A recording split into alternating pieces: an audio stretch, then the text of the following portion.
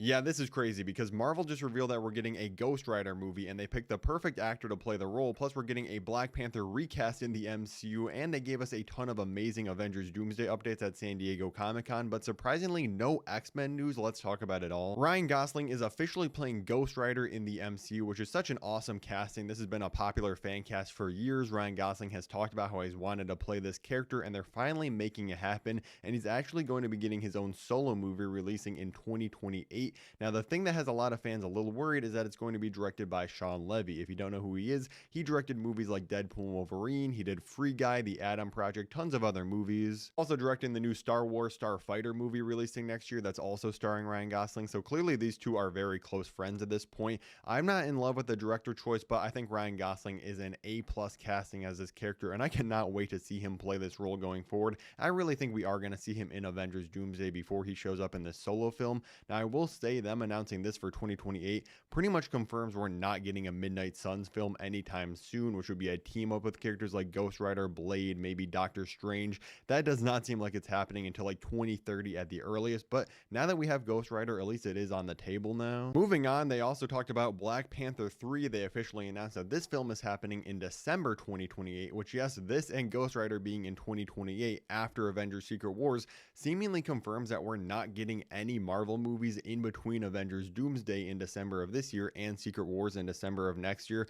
which is kind of insane. Like, Marvel made so much money releasing Ant-Man and the Wasp and Captain Marvel in between Infinity War and Endgame because the MCU hype was at an all-time high. People felt like they needed to watch every project coming out. I can't believe they're not repeating that for this next Avengers two-part movie. But the big announcement for Black Panther 3 is that, yes, we are going to be getting David Jonsson playing Black Panther's son in the MCU. Now, let me explain how this is going to work, or at least my theory for it, because yes, David Jonsson is 32 years old, the same exact age as Shuri is in the MCU. But since Black Panther 3 isn't releasing until after Avengers Secret Wars, a movie that we know is going to be like a super soft reboot, just kind of getting rid of the multiverse and putting a bunch of things in one timeline that's going to make the MCU easier to follow for people, I'm pretty sure that this is going to be T'Challa's son from a different universe entering our main MCU timeline, because we know we're going to be seeing both him and Shuri in this film teaming up together. They confirmed that on stage, which honestly I think is the best way they could have handled this situation, because I didn't want them to completely just get rid of Shuri and make her not be the Black Panther anymore. Like, I didn't think she was amazing in Wakanda Forever, but I didn't want her to just be like, oh yeah, you're pushed to the side now.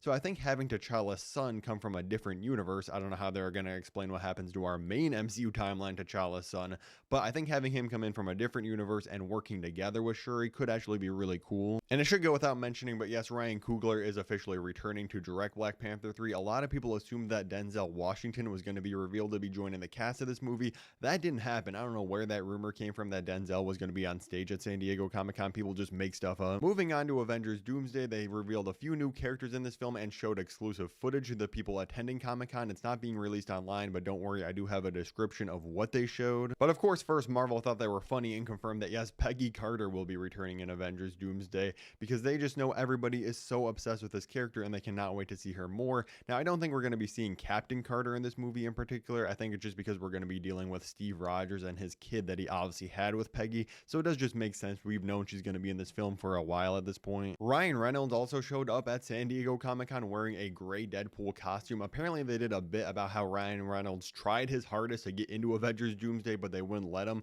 so it seems like he might not actually be in this film. But Ryan Reynolds did say, oh yeah, there's going to be something coming soon, so who knows, maybe we're going to get a new Deadpool film announcement, or he's definitely going to be in Secret Wars. When it comes to the footage that they showed of Avengers Doomsday, we see that Sue Storm, she is describing Victor Von Doom in this footage, saying that she knew he was a lot but didn't know how broken he actually was. So clearly the Fantastic Four do truly have a history with Doom in this universe. It's just something that we sadly will not see on screen unless they have flashbacks in this movie, which is kind of disappointing, but at least he does already have a history with the Fantastic Four, and Reed, Pedro Pascal, even confirmed that on stage. Then in this footage we see that Dr. Doom says that all of these people have lived stolen lives and now they must give them back, presumably just talking about the different Avengers from different multiverses and stuff. And then Reed grabs Victor's shirt and yells, "Answer me, Victor, did you do this?" Probably talking about an incursion happening. The footage cuts to an extended version of Thor trying to attack Dr. Doom, where he obviously gets stopped with the two fingers, because then it keeps going and you see that Thor gets kind of overcome with this green magic coming from Dr. Doom and just thrown to the side. Then at the end of this footage, Dr. Doom ends up raising up the Sentinels. If you don't know what they are, they're from the X-Men universe. They're designed to hunt down mutants. It seems like Doctor Doom is using his magic on them, probably making them hunt down all the heroes that he wants dead.